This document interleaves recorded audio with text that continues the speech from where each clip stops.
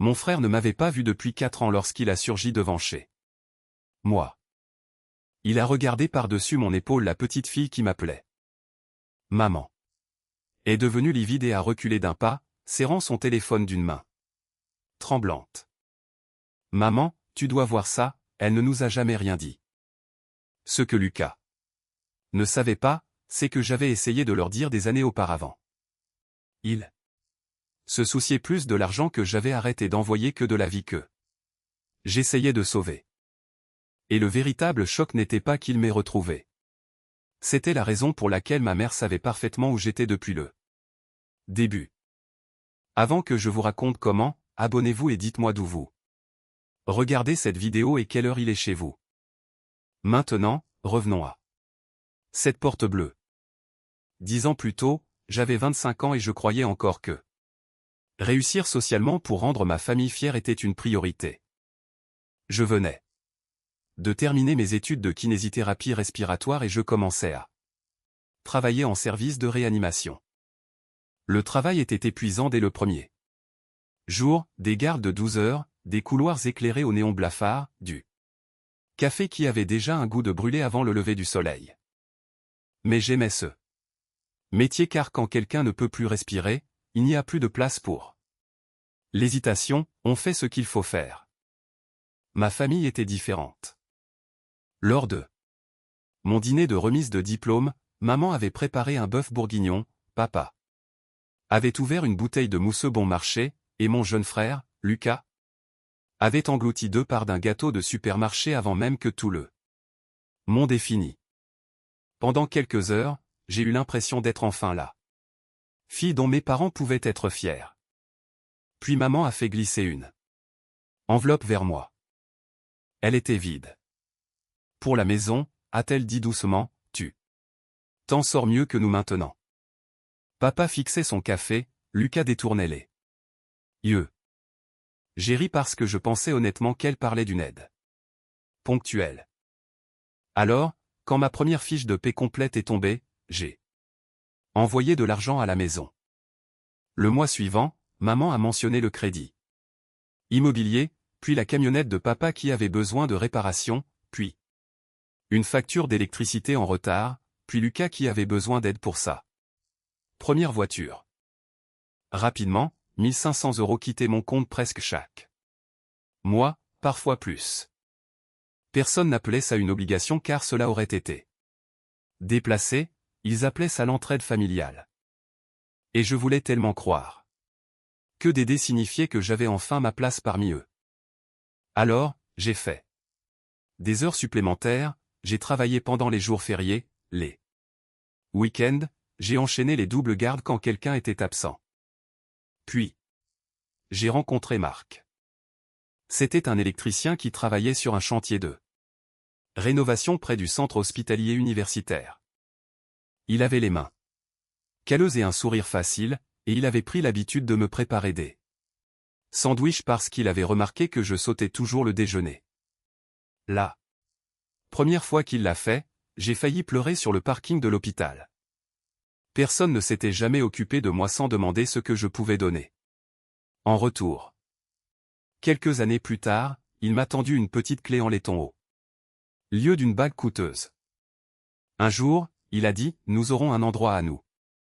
J'ai gardé cette clé précieusement car pour la première fois, je pensais avoir trouvé un amour qui ne s'accompagnait pas d'une facture. Je me trompais sur le temps qu'il nous restait. Marc est mort un jeudi matin. Un chef de chantier m'a appelé alors que j'étais au milieu de ma garde. Il y avait eu un accident sur un chantier commercial. Le temps que j'arrive à l'hôpital, il n'y avait plus rien à faire à part identifier l'homme qui m'avait préparé mon déjeuner la veille. Mes parents ne sont pas venus aux obsèques. 7 heures de route, c'est trop loin pour s'organiser si vite, a dit maman. 4 jours plus tard, elle m'a envoyé un SMS. Pas pour me demander si je mangeais ou si j'avais besoin d'elle, elle demandait simplement si l'argent de ce mois-ci arriverait à temps. Je l'ai envoyé. C'est la partie que je déteste admettre. 2 semaines plus tard, j'ai failli m'évanouir au travail. Mon amie Sophie m'a conduite au urgence où un médecin a regardé les résultats avant de me fixer. Vous êtes enceinte, m'a-t-il dit. L'échographie indiquait que j'en étais à presque 4 mois. Je me souviens avoir fixé l'écran en pensant que Marc m'avait laissé un dernier morceau de notre avenir sans même le savoir. Puis le médecin a commencé à parler de ma tension artérielle, moins de garde, moins de stress, plus de repos. J'avais désormais un seul revenu, un bébé en route et aucun filet de sécurité. J'ai donc appelé ma mère. J'avais 3 choses à lui dire. Marc était mort, j'étais enceinte, et je ne pouvais plus envoyer 1500 € par mois. J'ai fait l'erreur de parler de l'argent en premier. Il y a eu un silence, puis la voix de maman a changé. Tu es sérieuse? Je suis obligé, maman, s'il te plaît. Laisse-moi t'expliquer. Elle ne l'a pas fait. Elle a parlé du crédit, des factures de papa, de Lucas, de la famille, de la gratitude. Puis elle a dit que je devenais égoïste. J'ai essayé de prononcer le prénom de Marc, mais elle a raccroché. J'ai appelé papa ensuite. Pendant une seconde, j'ai cru que le son de sa voix me sauverait, mais il a soupiré et a dit, ta mère est bouleversée. N'aggrave pas les choses. Personne n'a demandé pourquoi j'avais la voix brisée. Comme si je pleurais depuis des heures. Ce mois-là, j'ai arrêté les virements et quelque chose d'étrange s'est produit, ma famille a cessé de me traiter comme leur fille presque instantanément. Quand les proches demandaient de mes nouvelles, maman commençait à dire, nous ne savons plus vraiment où elle est. Papa ne l'a jamais contredite, il ajoutait parfois, elle a fait son choix. À Noël, les gens du village disaient que j'avais disparu. Ce n'était pas vrai. J'ai donné naissance à Léa au printemps suivant. J'ai travaillé, j'ai acheté une petite maison modeste à Annecy, et j'ai peint la porte d'entrée en bleu. Chaque mois de décembre, j'envoyais une carte à ma grand-mère, Gisèle. Puis, près de 4 ans après ce dernier paiement, la santé de Gisèle a décliné. Elle a exigé de me voir. Mes parents ont soudain eu besoin de retrouver la fille qu'ils avaient passé des années à pleurer en public. Ils ont donc envoyé Lucas. Ce mardi après-midi, il a frappé à ma porte bleue. Léa est arrivée en courant. Derrière moi. Maman, c'est qui? Lucas a regardé par-dessus mon épaule. Son visage est devenu blanc. Il a reculé sur les marches, le téléphone déjà à l'oreille. Maman, tu dois voir ça, elle ne nous a jamais rien dit. Et avant le coucher du soleil, ma fille était devenue leur nouvelle accusation. Ce soir-là, mon téléphone vibrait sur le comptoir de la cuisine comme une alarme que je ne pouvais pas éteindre. Un cousin m'avait rajouté au groupe WhatsApp de la famille. Au début, les messages semblaient choqués, tu as une fille, elle est magnifique. Puis le ton a changé, tu l'as cachée à ta mère pendant 4 ans, Chloé. Pas une seule personne n'a demandé qui était le père de Léa, ni où il était. Personne n'a demandé pourquoi j'avais disparu juste après la mort de Marc. À minuit, j'étais passé de la fille qui s'était volatilisée à la fille qui cachait un enfant. Maman a appelé le lendemain soir. Elle pleurait avant même que je dise bonjour. Ma petite fille, a-t-elle chuchoté, tu m'as caché ma petite fille. J'ai regardé par la fenêtre de la cuisine Léa qui dessinait des cercles à la craie sur la terrasse. Tu aurais pu la connaître, ai-je dit, tu aurais pu tout savoir. Il y a eu un silence, puis maman est redevenue pragmatique. Elle a dit qu'il y avait une réunion de famille dimanche prochain. Si je venais, elle expliquerait à tout le monde que j'avais été malade. Dépassé, que je ne réfléchissais pas clairement après le décès de Marc. On peut oublier tout ça, a-t-elle dit, personne n'a besoin d'entendre parler de l'argent. Cette phrase m'a glacé plus que si elle m'avait crié dessus. Elle ne me demandait pas ce qui s'était passé, elle me proposait un mensonge plus convenable. Je lui ai dit que j'allais y réfléchir. 2 jours plus tard, mamie Gisèle a appelé. Sa voix était plus faible que dans mes souvenirs, mais encore assez tranchante pour balayer les excuses. Apporte cette petite fille pour me voir. Alors je l'ai fait. Léa et moi avons conduit jusqu'à Saint-Étienne ce vendredi-là et nous avons dormi dans un motel à l'extérieur de la ville.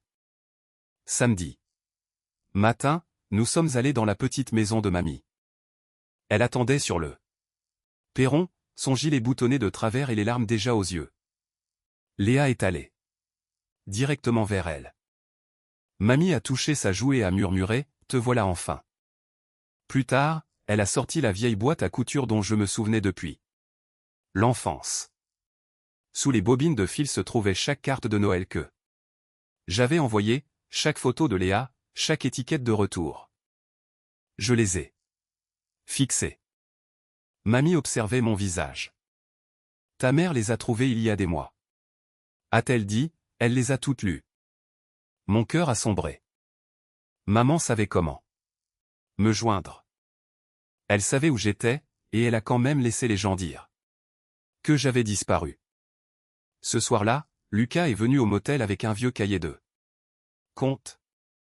Il m'a montré des années de paiement et de factures. Plus de 100 000 euros avaient quitté mon compte en 6 ans. Une partie payait de vraies dépenses, mais une autre finançait des dons, aidait des cousins éloignés, couvrait des prêts et construisait la réputation de maman comme la femme sur qui on pouvait toujours compter. Puis Lucas m'a montré une entrée plus ancienne. Quand maman était jeune, elle avait vendu quelque chose de précieux pour couvrir les dettes de ses propres parents. Personne ne l'avait jamais remboursé. Pour la première fois, je la comprenais. Et pour la première fois, la comprendre ne changeait rien. Avant de partir, Lucas m'a regardé et a dit « Tu devrais savoir une chose, maman a déjà annoncé que tu serais présente à la réunion de demain. » Je n'avais jamais accepté d'y aller, mais au matin, toute une pièce m'attendrait pour fêter mon prétendu retour. J'ai à peine dormi cette nuit-là. Léa était pelotonnée sous la couverture du motel, une main serrant son doudou. Lapin. Je me tenais près de la fenêtre, regardant les phares traverser le parking et pensant à partir avant l'aube, retourner à Annecy, verrouiller la porte bleue et laisser maman expliquer ma chaise vide comme elle le souhaitait. Puis Léa a bougé. Maman, je me suis tourné. Est-ce que j'ai une grand-mère? C'était une question si simple, mais elle m'a glacé sur place. Maman avait déjà réécrit 4 ans de ma vie. Si je restais silencieuse, un jour, elle réécrirait aussi celle de Léa. Alors, le lendemain matin, j'ai mis une robe bleue marine, j'ai brossé les cheveux de Léa et j'ai glissé la clé en laiton de marque dans ma poche. Pas pour la chance, mais pour son poids, pour la preuve que quelqu'un m'avait aimé un jour sans tenir de compte. La salle était comble. Quand nous sommes arrivés, mamie Gisèle était assise au premier rang, Lucas nous avait réservé des places derrière elle. Papa se tenait près du mur, il m'a vu, puis a baissé les yeux. Maman était devant, en robe mauve, souriant à travers des larmes calculées. Elle parlait de guérison familiale, d'une fille qui s'était égarée et qui avait enfin trouvé le courage de revenir à la maison. Puis elle m'a regardé. Chloé, viens ici à côté de moi. Tous les visages se sont tournés. Les doigts de Léa se sont serrés sur les miens. Je me suis levé. Mais je suis resté près de ma chaise. Je n'ai pas disparu, ai-je dit. La pièce est devenue silencieuse. Le sourire de maman s'est figé. J'ai arrêté d'envoyer de l'argent à la maison. Ma famille a décidé que c'était la même chose que de disparaître. Une chaise a grincé derrière moi. Maman a levé une main. Chloé, ce n'est pas l'endroit pour ça. C'est devenu l'endroit idéal quand tu as dit à tout le monde que je venais. Pour la première fois, j'ai vu de la peur sous ses traits. Pendant 6 ans, j'ai envoyé plus de 100 000 euros. J'ai travaillé les jours fériés, les week-ends, j'ai fait des gardes doubles. Je croyais que j'aidais parce que c'est ce qu'on m'avait appris. Les gens regardaient maman, d'autres fixaient le sol. On ne t'a jamais forcé, a dit maman. Non, tu m'as appris que dire non signifiait que j'étais égoïste. Sa bouche s'est contractée. L'année où tu as dit aux gens que j'avais disparu. Marc est mort. L'atmosphère a changé dans la salle. Il est mort avant de savoir que j'étais enceinte. Lucas a fermé les yeux. Papa m'a enfin regardé. J'ai appelé à la maison parce que j'étais seul, terrifié et que j'attendais un bébé. J'ai essayé d'expliquer. Maman a entendu que je ne pouvais plus envoyer d'argent et elle a raccroché avant que je puisse dire le reste. Maman a secoué la tête. Tu ne nous as jamais rien dit. C'était là, la phrase que Lucas avait prononcée sur mon perron, la phrase sur laquelle ils avaient construit 4 ans de mensonges. J'ai essayé. J'ai regardé Lucas, puis papa, puis maman. J'ai essayé de vous dire que Marc était mort. J'ai essayé de vous dire que j'étais enceinte. Vous étiez trop en colère pour l'argent pour me laisser finir. Personne ne bougeait. Puis maman a cessé de paraître blessée. Comment oses-tu nous faire ça devant tout le monde? Ce seul mot nous en disait plus que n'importe quel relevé bancaire. J'ai serré mes doigts autour de la clé de Marc. Je ne vous fais pas ça à vous. Je refuse de continuer à me le faire à moi-même. Ses yeux se sont remplis de larmes. Tu n'as aucune idée de ce que j'ai sacrifié pour cette famille. Si, je le sais. Elle s'est figée. Je sais que tu as aidé tes parents quand tu étais jeune. Je sais que personne ne t'a remboursé. Et je suis désolé que personne ne t'ait appris que l'amour ne devrait pas obliger une fille à se vider d'elle-même. Son visage a changé, ce n'était plus de la colère cette fois, mais quelque chose de plus vieux. Mais je n'enseignerai pas cette leçon à Léa. J'ai regardé ma fille. Puis j'ai prononcé la phrase que j'avais mis la moitié de ma vie à apprendre. Être nécessaire n'est pas la même chose qu'être aimé. J'ai emmené Léa vers mamie Gisèle. Ma chérie, c'est ton arrière-grand-mère.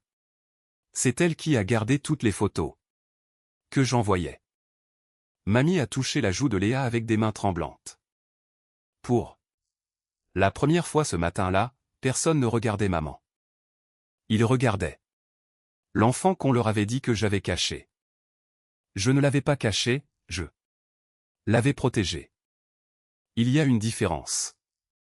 J'ai pris Léa dans mes bras, j'ai embrassé le front de mamie et je me suis dirigé vers les portes. Derrière moi, maman a crié mon prénom. Je me suis arrêté, mais je ne me suis pas retourné. Car parfois, la justice ne consiste pas à regarder quelqu'un d'autre tomber. Elle consiste à réaliser que vous n'avez plus besoin de rester là où ils vous ont laissé. Le trajet de retour vers Annecy a été silencieux. Léa s'est endormie avant que nous atteignions l'autoroute, son doudou lapin pressé contre la vitre. Je gardais une main sur le volant et l'autre près de la clé en laiton.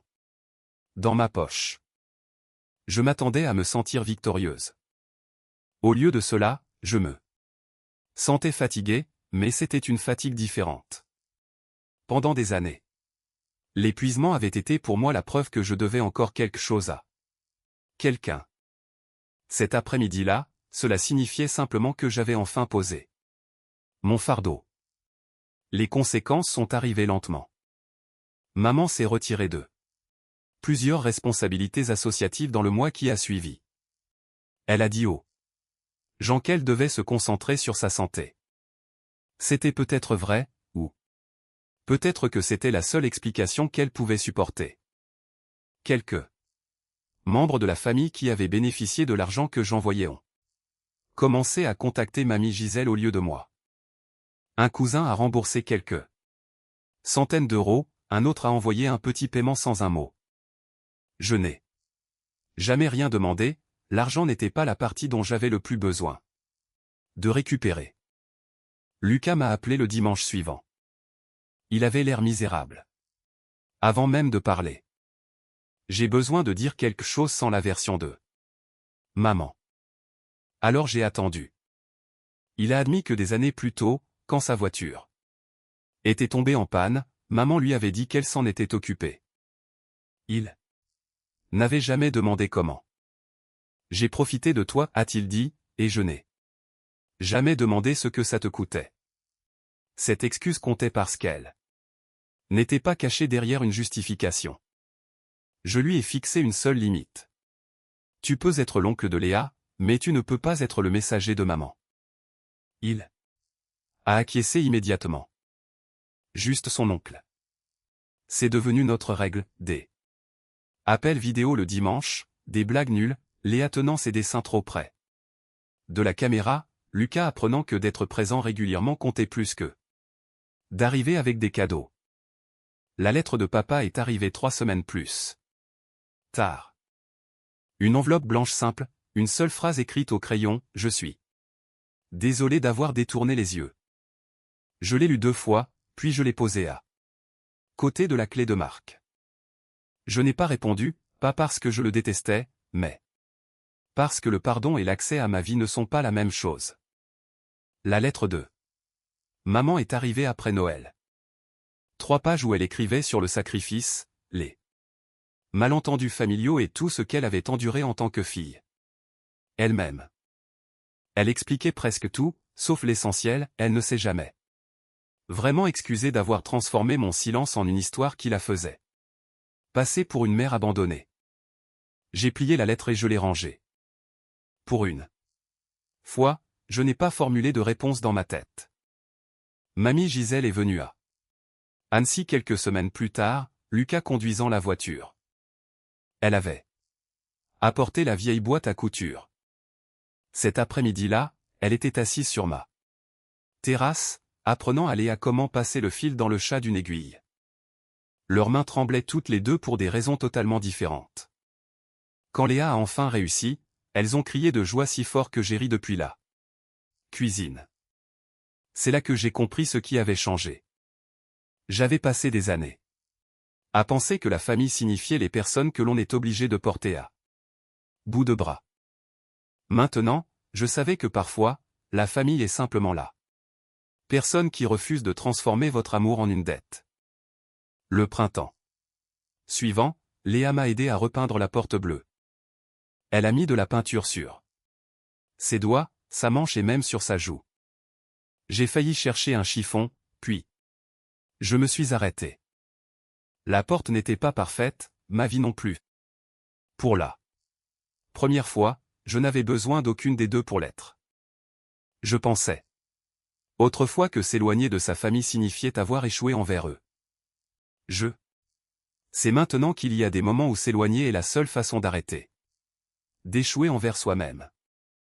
Ma mère m'a appris ce que ça fait d'être nécessaire. Léa m'a appris ce que ça fait d'être aimé sans condition. Cette porte bleue se tient toujours entre ces deux vies, et chaque fois que je l'ouvre, c'est la mienne que je choisis.